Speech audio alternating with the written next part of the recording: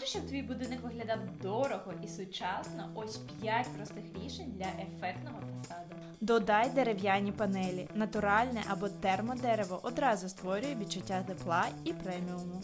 Пограй з глибиною, виступи, ніші – це все дає об'єм і архітектурність. Контраст кольорів або фактур, темний камінь та світло штукатурка, метал плюс дерево – це завжди працює. Вертикальні ламелі чи рейки, вони створюють ритм та настрій, навіть якщо фасад дуже простий. Правильне підсвічування, підсвіти нішу, виступ чи лінію даху, і навіть простий фасад стане цікавим. Якщо тобі було корисно, зберігай, щоб не загубити.